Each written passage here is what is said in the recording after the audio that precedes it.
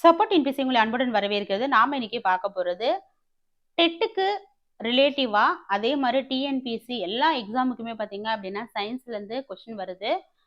அதை பேஸ் பண்ணி பாடம் 1 எங்கள் சூழல் அப்படின்னு 6th டேர்ம் 1ல ஃபர்ஸ்ட் யூனிட்டுக்கான வினா விடைகளை தான் நாம இங்க பார்க்க போறோம். இல்ல கிட்டத்தட்ட 80 வினாக்கள் இருக்கு. வினா விடை அது சரியான விடை தேர்ந்தெடுத்து எழுதுக என்ற அடிப்படையில நம்ம இதை ரெடி பண்ணியிருக்கோம். இது ரொம்ப ரொம்ப உங்களுக்கு பயனுள்ளதா இருக்கும். இதே போல வேற என்ன சப்ஜெக்ட் உங்களுக்கு வீடியோ வேணும் அப்படிங்கிறதையும் மறக்காம கமெண்ட் பண்ணுங்க. இது மட்டும் இல்லாம செகண்ட் ஸ்டாண்டர்ட்ல இருந்து 5th ஸ்டாண்டர்ட் வரைக்கும் தமிழ், சயின்ஸ், சோசியல்னு எல்லா சப்ஜெக்ட்டுமே நம்ம ஆர்டரா போட்டுக்கிட்டே வந்துட்டு இருக்கோம். ஃபர்ஸ்ட் கொஸ்டின், சூழல் என்பது என்ன? சூழல் என்பது மனிதரை சுற்றியுள்ள பொருட்கள். சூழல் என்பது மனிதரை சுற்றியுள்ள பொருட்கள். உயிருள்ள பொருள் அல்லாதவை எனப்படுவது டேஸ். உயிருள்ள பொருள் அல்லாதவை எனப்படுவது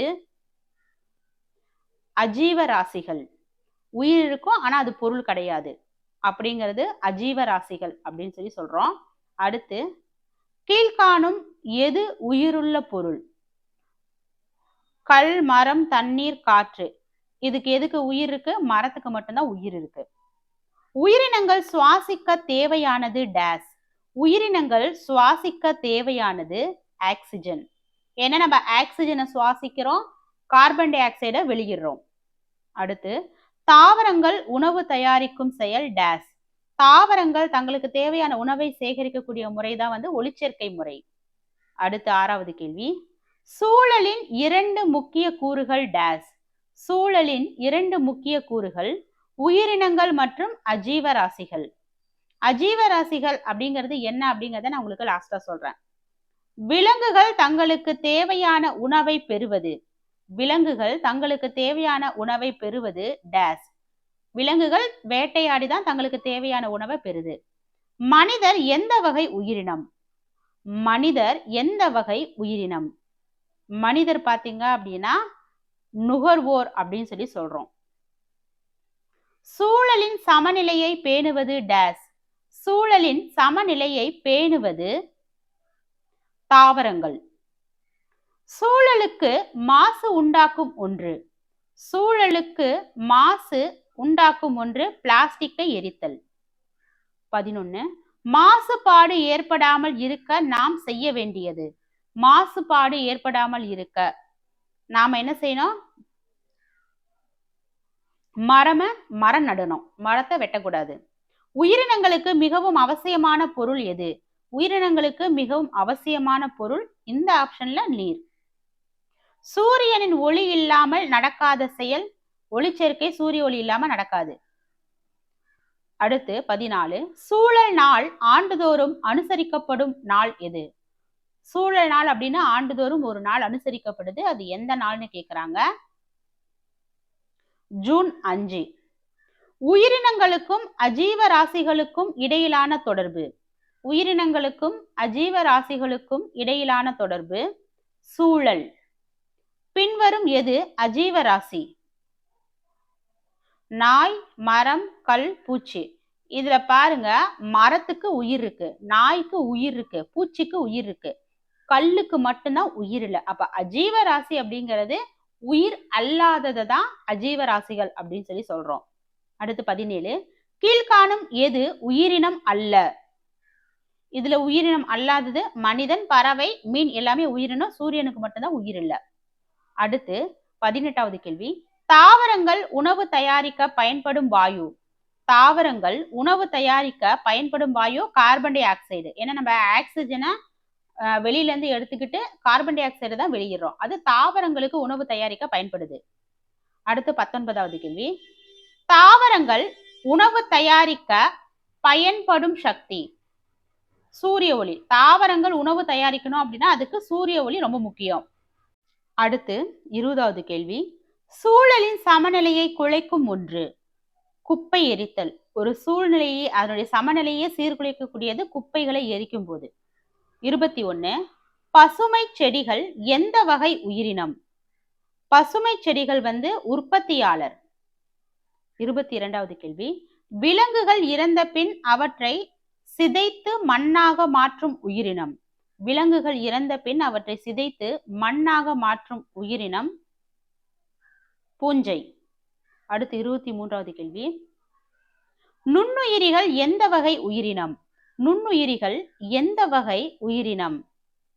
அது நுண்ணுயிரிகள்னாவே சிறிய உயிரினங்கள் தான். 24. உயிரினங்களுக்கு ஆற்றல் அளிப்பது. உயிரினங்களுக்கு ஆற்றல் அளிப்பது உணவு. 25வது கேள்வி. உயிரினங்கள் இல்லையெனில் இயற்கையில் ஏற்படுவது டேஸ். உயிரினங்கள் இல்லையெனில் இயற்கையில் ஏற்படுவது டேஸ். சூழல் சமநிலை குலைஞ்சு போயிடும், அழிஞ்சிடும். 26வது கேள்வி. பிளாஸ்டிக் எரிப்பதால் உண்டாகும் மாசு காற்று மாசு. அடுத்து மண் மாசு ஏற்படும் முக்கிய காரணம். மண் மாசு ஏற்படுறதுக்கு முக்கியமான காரணம் பிளாஸ்டிக்கை எரிக்கிறது தான். நீர் மாசுபட காரணமானது. நீர் மாசுபட காரணமானது தொழிற்சாலை கழிவுகள். இதெல்லாமே சின்ன ஸ்டாண்டர்ட் 6th ஸ்டாண்டர்ட்னால ஈஸியா தான் இருக்கு. காற்று மாசுபட காரணமானது வாகன புகை. சிதை உறுத்தி உயிரினத்தின் உதாரணம். சிதை உறுத்தி அப்படிங்கிற அந்த உயிரினத்தின் உதாரணம் பூஞ்சை. சூழலின் முக்கிய கூறுகள் எத்தனை? சூழலின் முக்கிய கூறுகள் எத்தனை? 2 அதாவது உயிரினங்கள் மற்றும் அஜீவராசிகள். அடுத்து 32. சுற்றுச்சூழல் பாதுகாப்பு நம் டேஸ் கடமை. 33. இயற்கை வளங்கள் என்று பொருள்படுவது டேஸ். இயற்கை வளங்கள் என பொருள்படும் டேஸ். இயற்கையாக கிடைக்கக்கூடியதுதான் இயற்கை வளங்கள். மனிதன் இயற்கையை அழிப்பது டேஸ். எப்படி ஆலைகள் அமைக்கிறது மூலியமா அந்த இயற்கையை அழிக்கிறாங்க. ஏன்னா காற்று சுத்தம் செய்து நீர் சேமிக்கிறது ஆலைகள் அமைத்தல் எல்லாமே அதாவது இயற்கையை பாதுகாக்கிறது தான். ஆலைகள் அமைத்தல் மட்டும்தான் இயற்கை அளிக்குது. 35. சூழலை பாதுகாப்பதற்கான சிறந்த வழி டான்ஸ். சூழலை பாதுகாப்பதற்கான சிறந்த வழி டாஸ். மரம் நடுதல். பின்வரும் எது உயிரினம் அல்ல? நம்ம ஏற்கனவே பார்த்தோம் கல் உயிரினம் கிடையாது. ஒரு சில கேள்வி தவறுதலா டைப்பிங்ல செகண்ட் டைம் டைப் பண்ணிருப்பேன். உடனே வந்த கேள்வியே திரும்ப வருது அப்படின்னு சொல்லி தயவு செஞ்சு யாரும் கமெண்ட் பண்ணாதீங்க. தவறுவது எல்லாருக்குமே சகஜம்தான். அடுத்து 37வது கேள்வி. பின்வரும் எது அஜீவராசி? ஏற்கனவே நம்ம பார்த்தோம். இதுல அஜீவராசி எது? பூச்சி, மரம், மனிதன் கொடுத்திருக்காங்க. அஜீவராசினா உயிர் அற்றது. இங்க பூச்சிக்கு, மரத்துக்கு, மனிதனுக்கு உயிர் இருக்கு, நீருக்கு மட்டும்தான் உயிர் இல்லை. அதே மாதிரி கல்லுக்கு பார்த்தோம். பின்வரும் எது உயிரினம்? இப்ப பாருங்க, காற்று, கல், வெப்பம் எல்லாமே உயிரற்றது. பூச்சி மட்டும்தான் உயிரினம். பின்வரும் எது அஜீவராசி? இங்க பாருங்க, சூரிய ஒளி, பசுமை செடி, பூஞ்சை, மீன். அப்ப உயிர் அற்றது எது? சூரிய ஒளி மட்டும்தான். பின்வரும் எது உயிரினம்? காற்று, மண், மனிதன், கல். மனிதன் தான் உயிரினம். பின்வரும் எது அஜீவராசி? மரம், பூச்சி, கல், மீன். அஜீவராசினா உயிரற்றது கல். எது உயிரினம்? பூஞ்சை. சூழலுக்கு மிகவும் தேவையானது எது? சூழலுக்கு மிகவும் தேவையானது மரம். சூழல் சமநிலையை பேணுவது எது? சூழல் சமநிலையை பேணுவது தாவரங்களை வளர்த்தல். விலங்குகள் மற்றும் தாவரங்கள் எந்த வகை உறவை காட்டுகின்றன?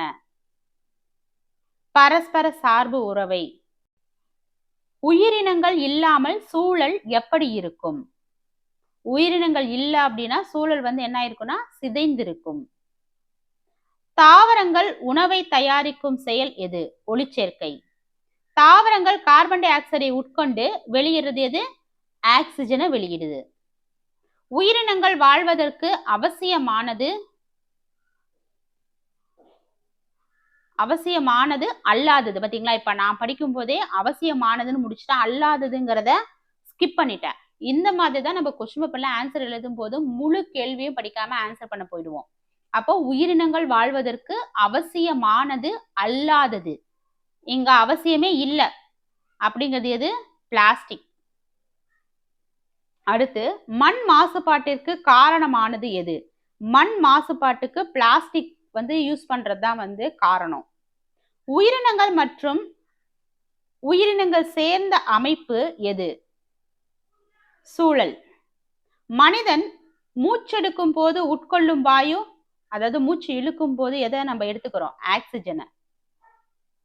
மழைநீர் சேகரிப்பு முறையை என்ன என்று அழைக்கப்படுகிறது? மழைநீர் சேகரிப்பு அப்படிங்கிறது வந்து பாத்தீங்கன்னா மழைநீர் சேகரிப்பு தான். அதாவது நீரை சேமிச்சு வைக்கிறது அப்படிதான் அழைக்கப்படுது. தாவரங்கள் இல்லையெனில் மனிதர்கள் பெற முடியாதது உணவு மற்றும் ஆக்சிஜன். விலங்குகள் எதன் மேல் சார்ந்துள்ளது? விலங்குகள் தாவரங்களை சார்ந்திருக்கு.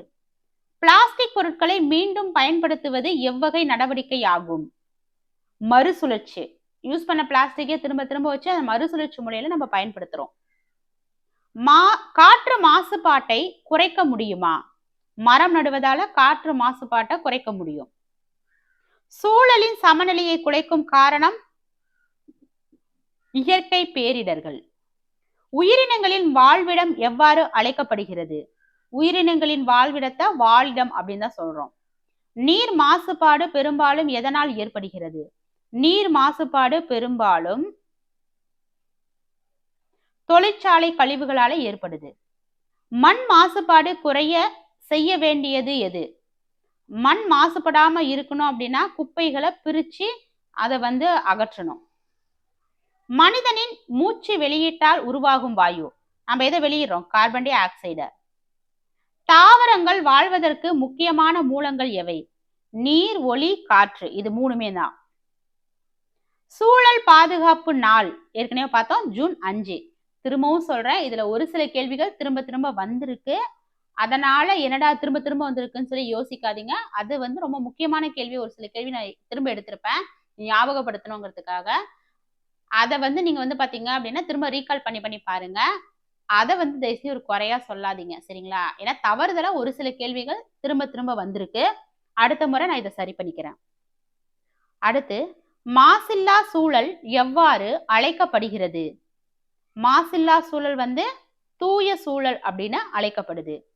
இதுல வந்து ஒரு 10 கொஸ்டின் பக்கமா திரும்ப திரும்ப வந்திருக்கு. அதை வந்து ஒமிட் பண்ணிடுங்க.